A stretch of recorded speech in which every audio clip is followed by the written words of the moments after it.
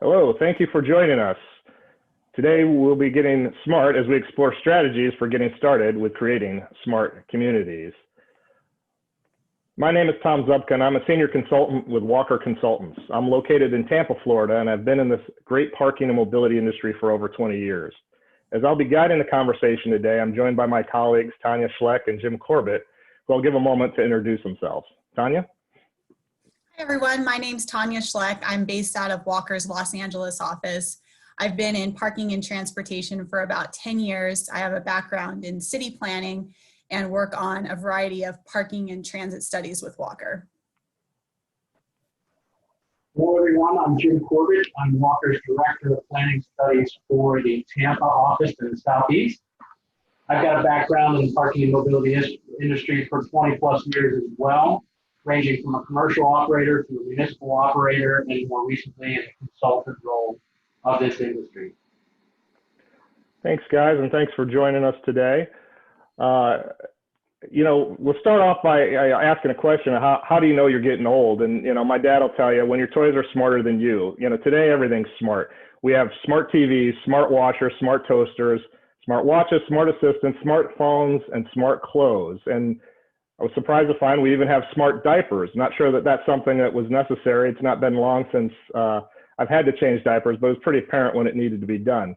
But, that's just the American way, right? Just because you don't need it, it doesn't mean you shouldn't have it. And joking aside, all in all, these items represent movement towards making aspects of our lives easier.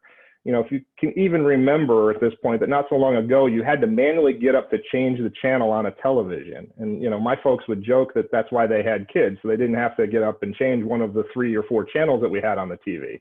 Now TVs don't even have buttons. Some of them don't even have remotes. You can use your smartphone, and taking it further, we don't watch programming necessarily on a TV anymore. We use tablets and phones, and live TV is almost a thing of the past. My kids don't even watch live TV. Everything is pre-recorded and binge watching. So, there's a lot of changes, and the smart movement can seem like a lot of marketing fluff. But, the question can become, is there really something to that? What's so important to this smart movement? And this is it, right? Global spending on smart city initiatives is expected to grow to $135 billion in 2021. That's this coming year. Now, granted, some of these forecasts were pre-pandemic, but the argument can certainly be made that the pandemic is accelerating elements of the smart community or smart city movement.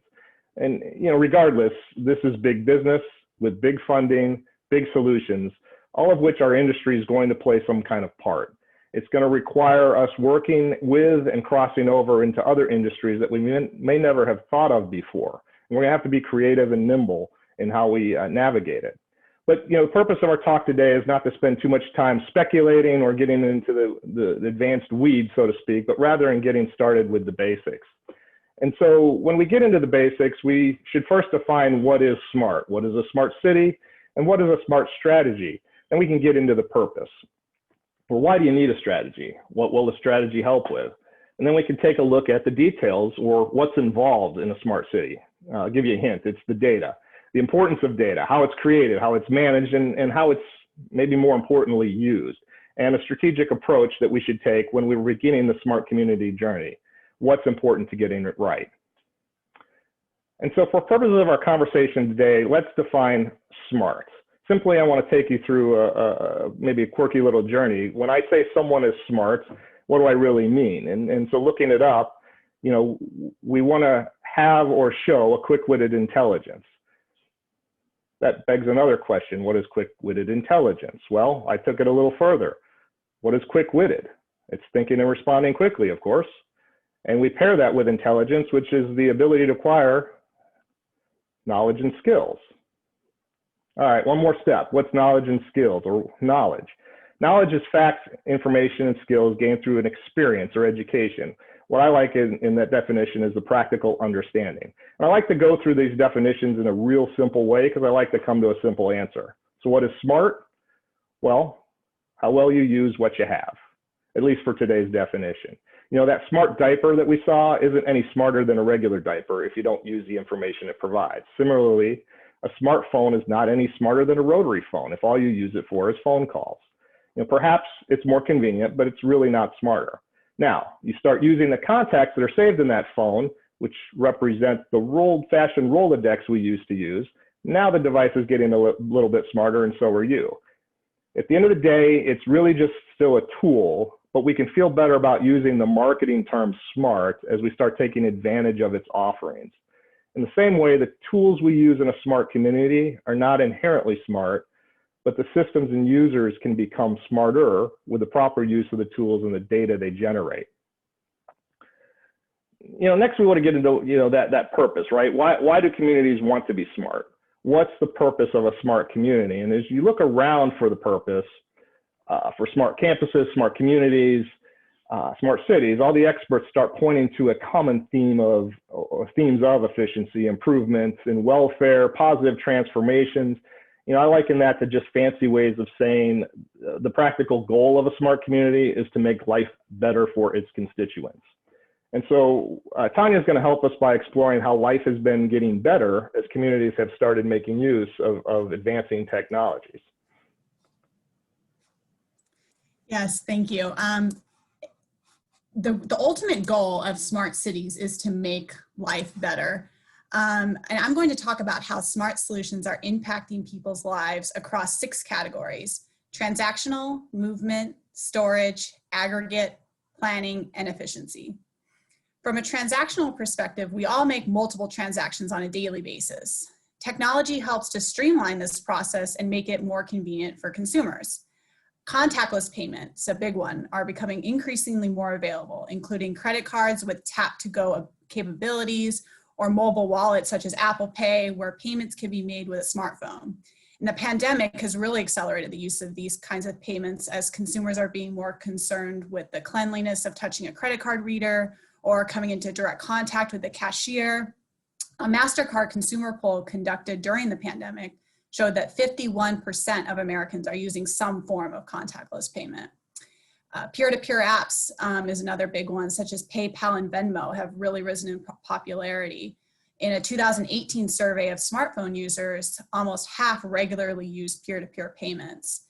As of Q2 2020, there were 345 million active PayPal accounts worldwide.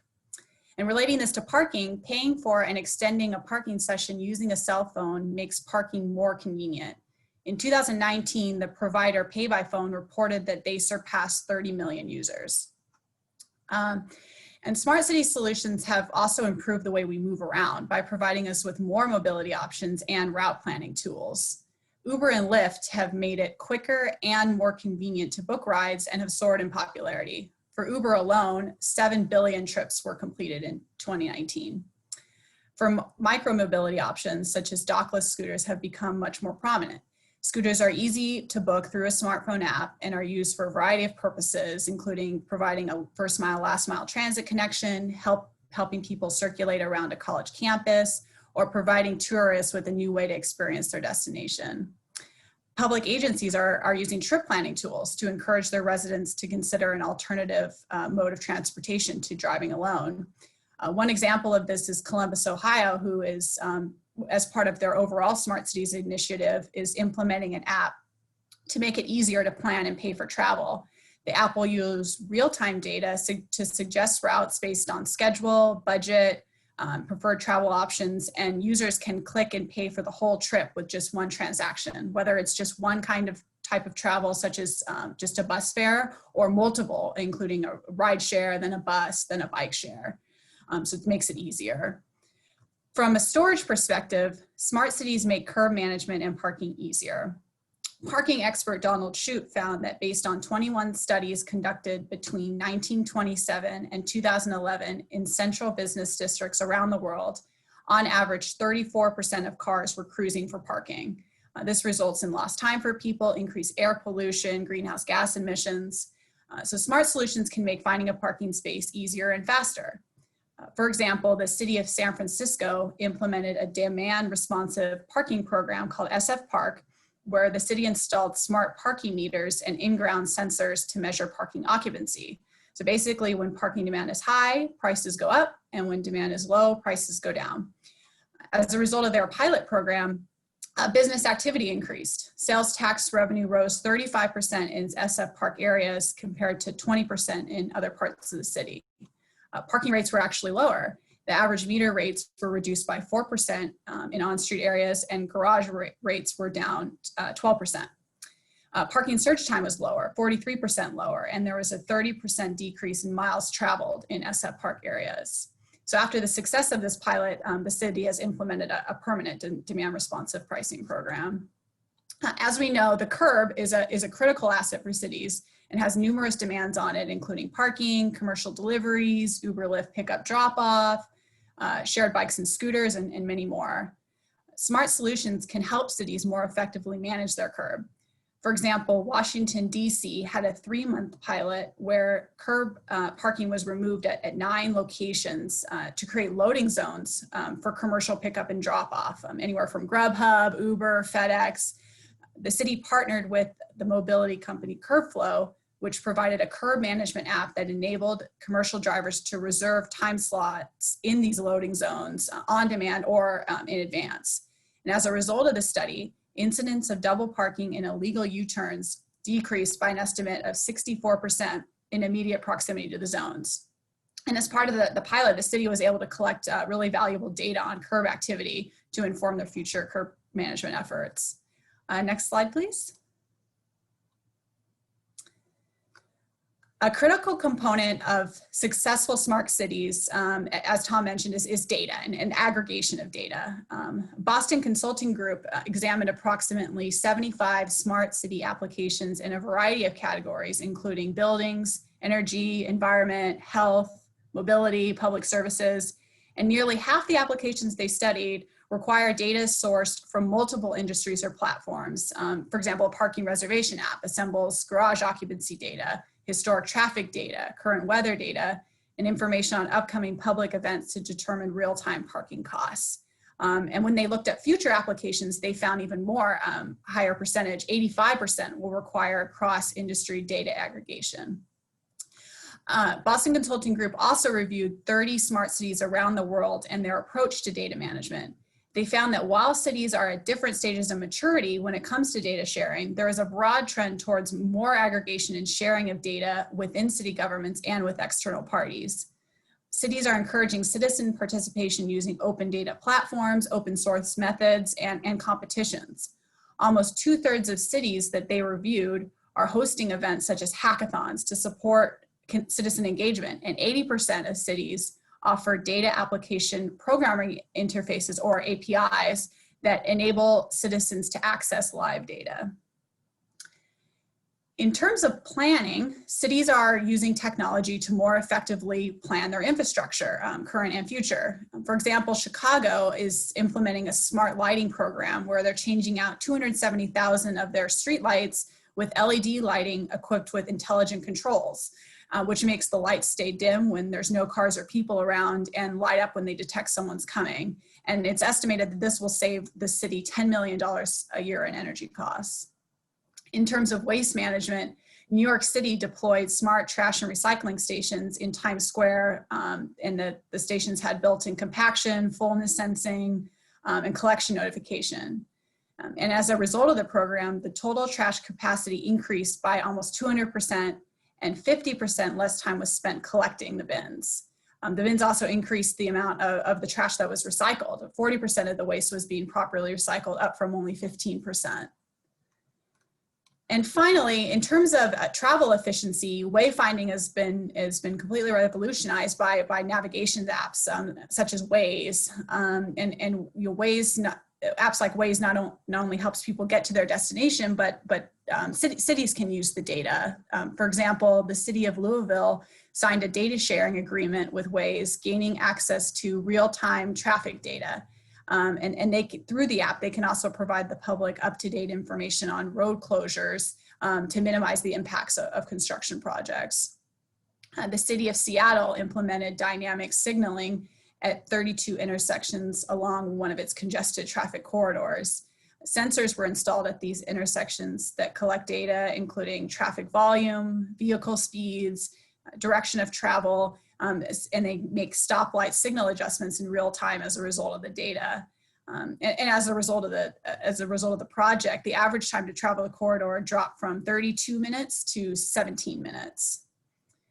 And looking forward, McKinsey & Company found that smart systems could cut emergency response times by 20 to 35%. By 2025, they project that cities that deploy smart mobility applications have the potential to cut commute times by 15 to 25% on average. Next slide, please. So overall, these 6 categories, they're not meant to be exclusive. They're closely interrelated, and smart city solutions have multiple benefits across all these categories. And now I will turn it back to Tom.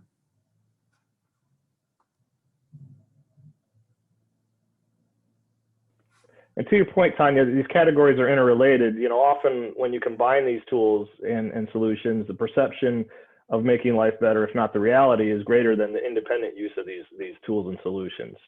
So how do we measure making life better?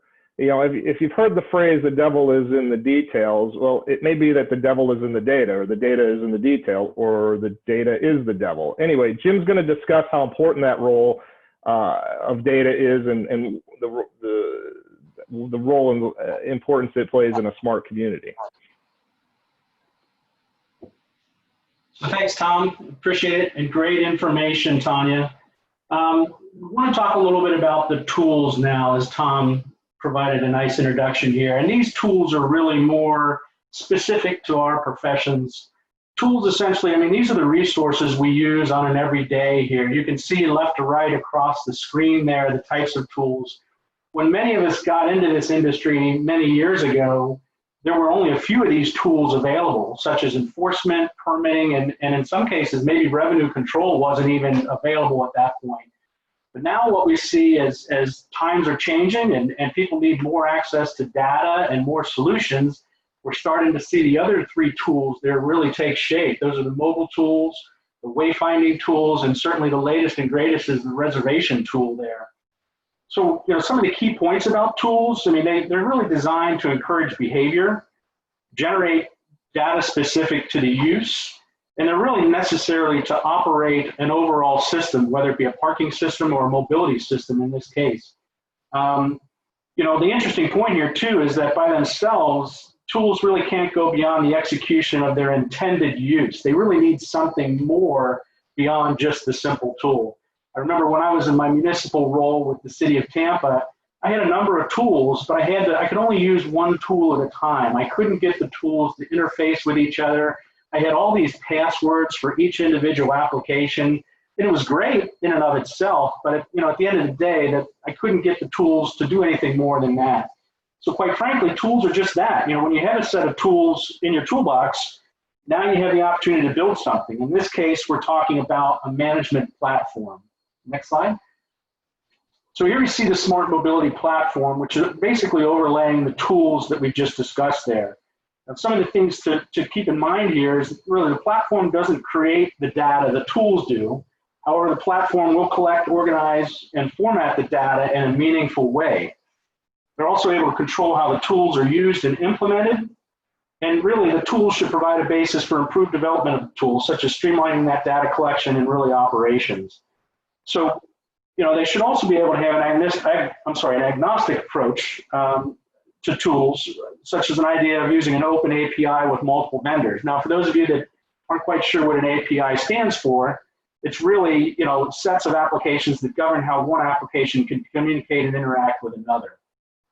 So here's that smart mobility platform. Again, the 3 ideas here are integration, control, and aggregating data here. You know, it's important to also hear that it creates kind of a single user interface for the user of that platform. So as I said earlier, you're not having to have these multiple user interfaces. So next slide there. So here we talk about the tools being used through the smart mobility platform. And it basically is showing how data can be in a usable format to develop the better tools and used for analysis of operational adjustments. So it's creating data in a usable format from each of these tools there, and now making sure that that data is available for the analysis we're going to talk about on the next slide here. So two of the more common analysis that we see some of the data being used for is trend analysis and predictive analysis shown on here. Trend analysis really speaks more towards historical, kind of that financial consulting modeling, if you will, whereas predictive analysis is really more operational, where we're talking about kind of future projections in that sense, so that we can predict things like weather and traffic conditions, which can also be used then for things like demand-based pricing, wayfinding, and asset management there. Next slide. So what this then shows is the data being created and then pushed into those different analyses here. The key thing we can also talk about here with the new arrows that you see on the slide here, is that trend analysis and predictive analysis then reformates that data and then can push that data back through the mobility platform so that that data can be used to modify the tools. So it's really more of a two-way process. The tools are pushing the data out for the analysis, and then the results of the analysis then push new trends back to the tools so that the tools can be modified there. So the next slide, Tom. So this really is kind of a holistic approach here when we talk about essentially everything that we've just discussed here. This gives the big picture design here, showing kind of that municipal owner or the operator being able to monitor all the activity, essentially evaluating the need for predictive behaviors. So I guess at this point, let me turn it back over to Tom so he can talk about strategies to create your smart community.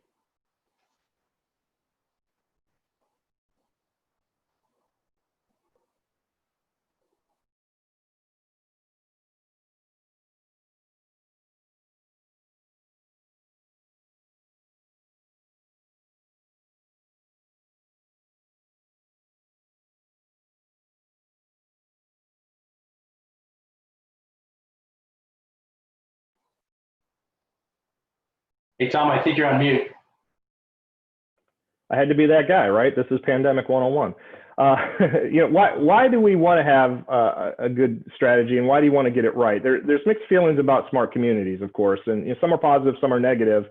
And there's an element of wariness about smart communities and what it means to detractors, that if you decide to head down the smart community path, the journey needs to be approached with a certain amount of deliberateness, with a goal of making life better for constituents.